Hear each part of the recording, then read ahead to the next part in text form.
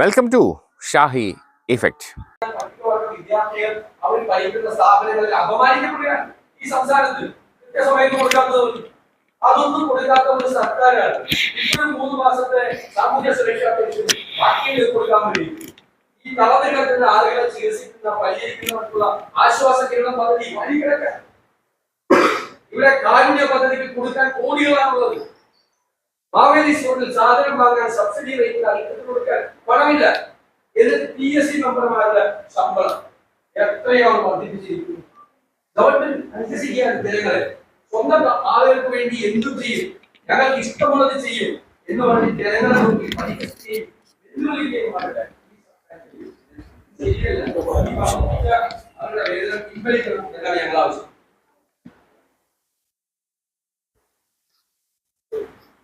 ഇന്നത്തെ ഇതൊരു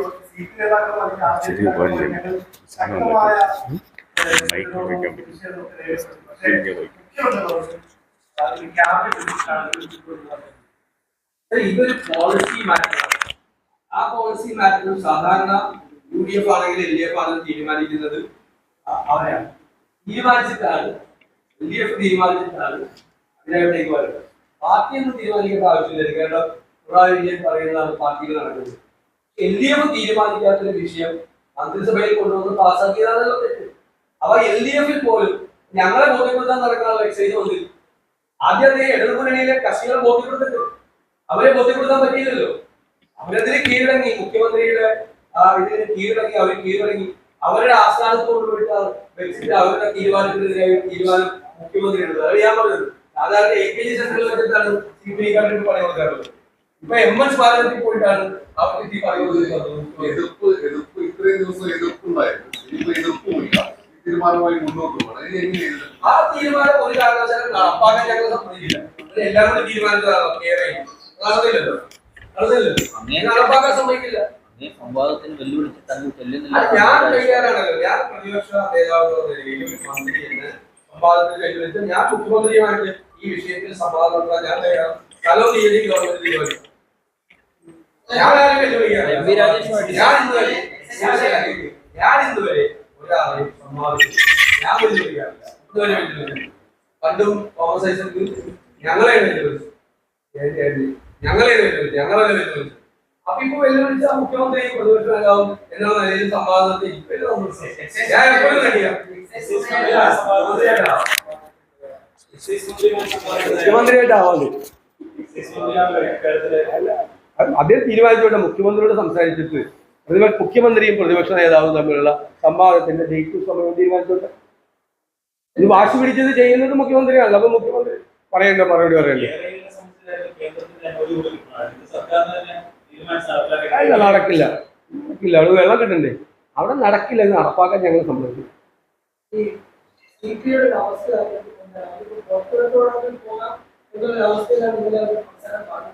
അല്ല, അവര് ഇപ്പോ ഞങ്ങൾ എടുത്തതുപോലെ ബ്രൂവറിക്കെതിരായിട്ടൊരു നിലപാടെടുത്തു. സ്വകാര്യ സർവകലാശാല ബില്ല് ഞങ്ങളാണ് പറഞ്ഞത് ബിസിനസ് അഡ്വൈസറി കമ്മിറ്റി മീറ്റിംഗിൽ സെലക്ട് കമ്മിറ്റിക്ക് വിടണം. ഞാൻ അറിഞ്ഞത് CPI സെലക്ട് കമ്മിറ്റിക്ക് വിടണമെന്നുള്ള തീരുമാനമാണ്. അതിൻ്റെ റിസർവേഷൻ സംബന്ധിച്ച്, അതിൻ്റെ ഫീസ് സ്ട്രക്ചറിനെ സംബന്ധിച്ചൊക്കെ ഒരുപാട് കാര്യങ്ങൾ പരിഹരിക്കപ്പെട്ടു. മറ്റ് സംസ്ഥാനങ്ങളിൽ ഇത് നടപ്പാക്കിയപ്പോൾ ഉള്ള കുറേ പ്രശ്നങ്ങളുണ്ട്.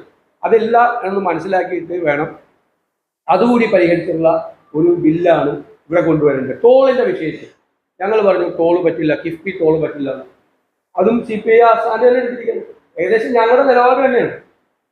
പിന്നെ അവർക്ക് എത്രമാത്രം അവരുടേതായ ഒരു പാർട്ടിയുടെ തീരുമാനം LDFിലോ ക്യാബിനറ്റിലോ ഗവൺമെന്റിനെ കൊണ്ട് സ്വീകരിപ്പിക്കാൻ പറ്റുമെന്നുള്ളത് അവരുടെ വിഷയമാണ്, ഞങ്ങളുടെ വിഷയമല്ല. പക്ഷെ ഇപ്പൊ അവർ അവമാനിക്കപ്പെട്ടു. അവരുടെ സംസ്ഥാന കമ്മിറ്റി ഓഫീസിൽ ഈ സമീപകാലത്ത് ആദ്യമായിട്ട് LDF യോഗം നടത്തി അവരുടെ ഒരു തീരുമാനത്തിന്റെ മീതെ മുഖ്യമന്ത്രിയുടെ തീരുമാനം അടിച്ചേൽപ്പിക്കപ്പെട്ടു. അതാണ്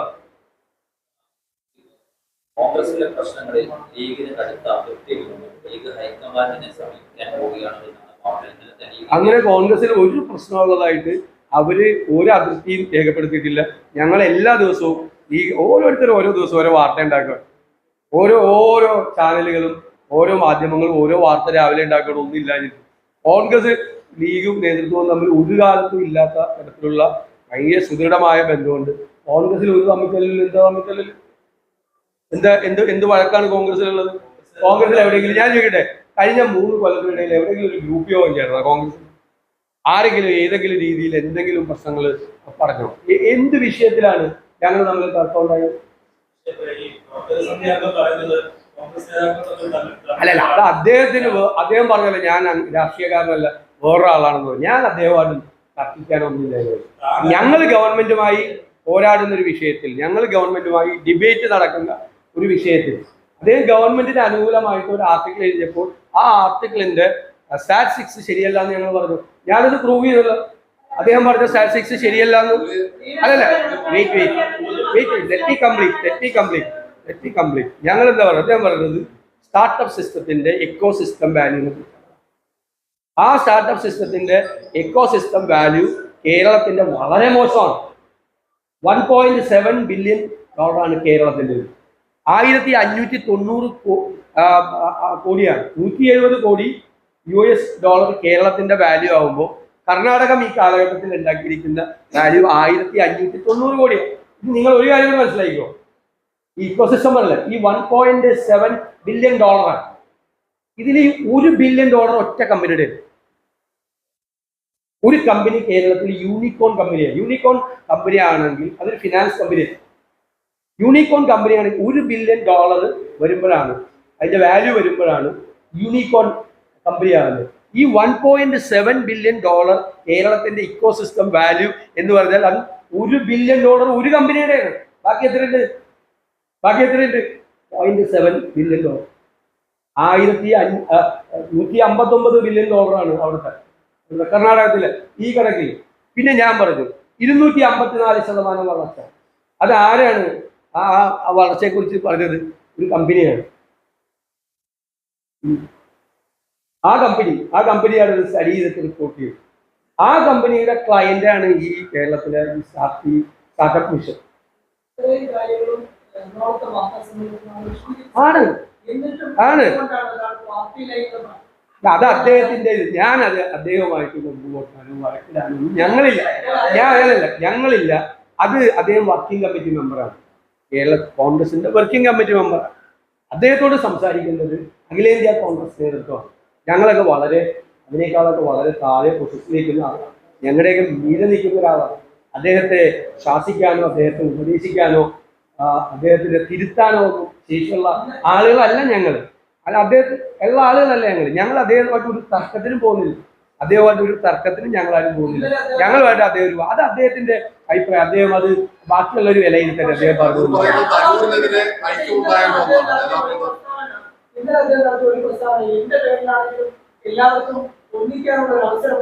ഇവിടെ ഏത് കാര്യത്തിലാണ് കോൺഗ്രസിൽ ഐക്യമില്ലാത്തത്? നിങ്ങൾ ഒരു കാര്യം പറയും. ഏതെങ്കിലും ഒരു വിഷയം കേരളത്തിൽ വന്നപ്പോൾ കോൺഗ്രസിന്റെ നേതൃത്വം ഐക്യമില്ലായ്മ എവിടെയാണ് പ്രകടിപ്പിച്ചത്? ഏത് സബ്ജക്റ്റിലാണ് ഞങ്ങൾ ഐക്യമില്ലായ്മ കാണിച്ചത്? ഇപ്പൊ ബ്രൂവറി വിഷയത്തിൽ നിയമസഭയിൽ ആരോപണം ഉന്നയിച്ചത് സി രമേശ് ചെന്നിത്തലയാണ്. ഞങ്ങൾ ഒരുമിച്ചാണ് പത്രസമ്മേളനം നടത്തിയിട്ട് സർക്കാരിനെതിരായിട്ട് ഞങ്ങൾ പറഞ്ഞത്. ഞങ്ങൾ എല്ലാ കാര്യങ്ങളും ആലോചിച്ചിട്ടാണ് മുഴുവൻ ലീഡർഷിപ്പും മുൻ KPCC പ്രസിഡന്റുമാർ എല്ലാവരുമായിട്ട് ഞങ്ങൾ നിരന്തരമായി ആലോചന നടത്തിയിട്ടാണ് ഞങ്ങൾ ഓരോ തീരുമാനങ്ങൾ എടുക്കുന്നത്. ഞങ്ങൾ തമ്മിൽ എവിടെയാണ് തർക്കം? ഓരോ വാർത്തകൾ വരുന്നതിന് ഞങ്ങൾ എന്ത് ചെയ്യാൻ പറ്റും? ഞങ്ങൾ തമ്മിൽ പ്രശ്നമുണ്ടെന്ന് പറഞ്ഞൊരു വാർത്ത വന്നാൽ ഞങ്ങൾ എന്ത് ചെയ്യാൻ പറ്റും? ചില മാധ്യമങ്ങളിൽ എല്ലാ ദിവസവും വാർത്ത ഞങ്ങൾ എന്ത് ചെയ്യാൻ പറ്റും? ഞങ്ങൾ ഒരുമിച്ച് അതെനിക്കറിയില്ല. ഞാൻ പറഞ്ഞില്ലേ, ഞാൻ അദ്ദേഹത്തെ തിരുത്താനുള്ള ആളല്ല. അദ്ദേഹത്തെ തിരുത്തുകയോ അല്ലെങ്കിൽ അദ്ദേഹത്തെ ഉപദേശിക്കുകയോ അദ്ദേഹത്തെ ശാസിക്കുകയോ ഒന്നും ചെയ്യേണ്ട ആളുകളല്ല ഞങ്ങൾ. അത് ചെയ്യേണ്ടത് കോൺഗ്രസ് നേതൃത്വമാണ്. അവരെന്ത് തീരുമാനം എടുത്താലും ഞങ്ങൾക്ക് ഇതാണ്. ഞങ്ങൾ അതിന്റെ പേരിലൊന്നും ഒരു വിവാദത്തിനും ഇല്ല. നിങ്ങൾ എല്ലാ ദിവസവും നിങ്ങൾ സംസാരിക്കുമ്പോൾ നിങ്ങളൊരു തലക്കെട്ടിന് വേണ്ടിയാണ് സംസാരിക്കുന്നത്. ഇന്ന് നമ്മൾ ഇത്രയും പ്രധാനപ്പെട്ട പ്രശ്നം പറഞ്ഞിട്ടും നിങ്ങൾക്ക് ആഗ്രഹമുള്ള തലക്കെട്ട് ശശി തരൂരിനെതിരെ വീഴ്ച, അത് എൻ്റെ കയ്യിൽ നിന്ന് കിട്ടില്ല. ഞാൻ അദ്ദേഹത്തിന് എതിരല്ല. അദ്ദേഹത്തെ ഇവിടെ മത്സരിക്കുന്ന സമയത്ത് അദ്ദേഹത്തെ വിജയിപ്പിക്കുന്നതിന് വേണ്ടി ഏറ്റവും കഠിനാധ്വാനം ചെയ്ത ഒരാളാണ്. അദ്ദേഹം തന്നെ പറഞ്ഞിട്ടുണ്ട്, ഏറ്റവും കഠിനാധ്വാനം ചെയ്ത ഒരാളാണ് ഈ തിരുവനന്തപുരം. ഏതെല്ലാം രീതിയിലാണ് ചെയ്തതെന്ന് അറിയാം. ഞാൻ കോൺഗ്രസിന്റെ ഒരു MP ആണ്. അദ്ദേഹം വർക്കിംഗ് കമ്മിറ്റി മെമ്പറാണ്. എന്നേക്കാൾ മീതെയുള്ള ഒരു നേതാവാണ് അദ്ദേഹം. ഞാനത് അന്നേ പറഞ്ഞത് ഒരു സ്റ്റാറ്റിസ്റ്റിക്സ് തെറ്റേണ്ടെന്ന് ഞാൻ അത്ര മാത്രമേ പറഞ്ഞുള്ളൂ. അല്ലല്ല, ഞാൻ അത്ര മാത്രമേ പറഞ്ഞുള്ളൂ. അദ്ദേഹം പറഞ്ഞ കണക്ക് എന്ന് പറയുന്നത് സ്റ്റാർട്ടപ്പ് മിഷൻ വെച്ച കണക്കാണ്. ആ കണക്ക് തെറ്റാണ് എന്ന് ഞാൻ പറഞ്ഞു. ഞാൻ ആ കണക്ക് അപ്പോൾ പറഞ്ഞ കണക്ക് വെച്ചോളാൻ പറഞ്ഞു. ഞാൻ കൃത്യമായ കണക്ക് കൊണ്ടുവന്നു. നിങ്ങൾ പറഞ്ഞില്ലേ 2019-21 ഒരു കാലഘട്ടമായിട്ട് പരിഗണിച്ചു, 2021-24 ഒരു കാലഘട്ടമായിട്ട് പരിഗണിച്ചു. ആദ്യത്തെ കാലഘട്ടത്തേക്കാൾ 254% ഗ്രോത്താണ് സ്റ്റാർട്ടപ്പ് കമ്പനി. ആദ്യത്തെ കാലഘട്ടം ഏതാ? ആദ്യത്തെ കാലഘട്ടം കോവിഡ് കാലഘട്ടം. 0 മാർക്ക് കിട്ടിയ അല്ലെങ്കിൽ 1 മാർക്ക് കിട്ടിയ ആൾക്ക് 4 മാർക്ക്. 4 മാർക്ക് കിട്ടിയപ്പോൾ എത്ര ശതമാനമാണ്? 300% അല്ലേ? 300% വർദ്ധന. ശരിയാണ്. 8 മാർക്ക് നേരത്തെ ഉണ്ടായിരുന്ന ആൾക്ക് 10 മാർക്ക്. അപ്പോൾ എത്രയാ വർദ്ധന? 25% വർദ്ധന. ഇതുപോലത്തെ കണക്കാണ് ആ കാലഘട്ടത്തിൽ നിന്നുണ്ടായൊരു വ്യത്യാസം. അതിന് മുഖ്യമന്ത്രി പറഞ്ഞ മറുപടി നിങ്ങൾ ശ്രദ്ധിച്ചു.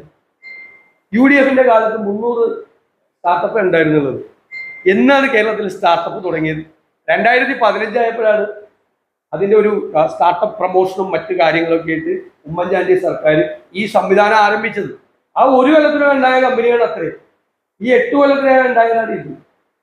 എന്നിട്ട് ബാക്കിയുള്ള സംസ്ഥാനങ്ങളായിട്ട് കമ്പയർ ചെയ്ത് കഴിഞ്ഞാൽ ഞാൻ പറഞ്ഞല്ലോ, ഒരു കമ്പാരിസൺ പോലും ഇല്ല. പിന്നെ ഈസ് ഓഫ് ഡൂയിങ് ബിസിനസ്സിൽ number 1. Is of doing business ഇല്ല, ഇപ്പൊ സമ്മതിച്ചല്ല. ഈസ് ഓഫ് ഡൂയിങ് ബിസിനസ് ഇല്ലാന്ന്. ഈസ് ഓഫ് ഡൂയിങ് ബിസിനസ് എന്ന് പറയുന്ന ഒരു ഇൻഡിക്കേറ്റർ ഇല്ല. ആ ഇൻഡിക്കേറ്റർ നിർത്തലാക്കി. ഇത്രയും നാള് പറഞ്ഞത് ഈസ് ഓഫ് ഡൂയിങ് ബിസിനസ്സിൽ 1ാം സ്ഥാനം ഒന്നല്ല. ഇപ്പൊ സമ്മതിച്ചല്ല, ഈസ് ഓഫ് ഡൂയിങ് ബിസിനസ് ഇല്ല. പിന്നെ കേരളത്തിന്റെ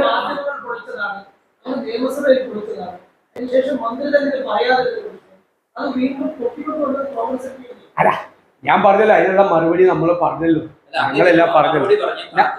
ആ കൂടുതൽ വിശേഷങ്ങളുമായി വീണ്ടും കാണാം. അതുവരെ ഏവർക്കും നന്ദി, നമസ്കാരം.